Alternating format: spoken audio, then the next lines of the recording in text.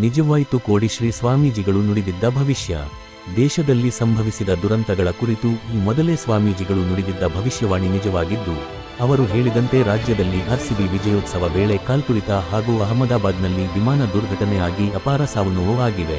ಕಳೆದ 10 ದಿನದ ಹಿಂದಷ್ಟೇ ಬೆಳಗಾವಿಯಲ್ಲಿ ಹೇಳಿಕೆ ನೀಡಿದ್ದ ಕೋಡಿಮಠ ಶ್ರೀಗಳು, ವಾಯುಗಂಡ ಇದ್ದು ವಾಯುನಿಂದ ದೇಶದಲ್ಲಿ ದೊಡ್ಡ ಅನಾಹುತ ಸಂಭವಿಸಿ ಅತಿ ಹೆಚ್ಚು ಸಾವು ನೋವು ಆಗಲಿದೆ ಎಂದು ಎಚ್ಚರಿಸಿದ್ದರು. ಈ ಬೆನ್ನಲ್ಲೇ ಕಾಲ್ತುಳಿತದಲ್ಲಿ ಉಸಿರಾಟದ ಸಮಸ್ಯೆಯಿಂದ 11 ಆರ್ಸಿಬಿ ಅಭಿಮಾನಿಗಳು ಸಾವಿಗೀಡಾಗಿದ್ದರು.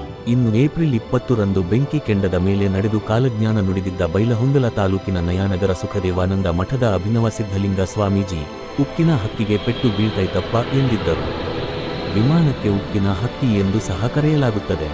ಇವರ ಭವಿಷ್ಯವಾಣಿ ನಿಜವಾಗಿದ್ದು, ಜೂನ್ 12ರಂದು ಗುಜರಾತ್ನ ಅಹಮದಾಬಾದ್ನಲ್ಲಿ ಏರ್ ಇಂಡಿಯಾ ವಿಮಾನಕ್ಕೆ ಪೆಟ್ಟು ಬಿದ್ದು 241ಕ್ಕೂ ಅಧಿಕ ಜನರು ಪ್ರಾಣ ಕಳೆದುಕೊಂಡಿದ್ದಾರೆ. ನಮ್ಮ ಮುಂದಿನ ಮಾಹಿತಿ ಕೋಶದಲ್ಲಿ ಮತ್ತೆ ಸಿಗೋಣ. ಅಲ್ಲಿಯವರೆಗೆ ಧನ್ಯವಾದಗಳು.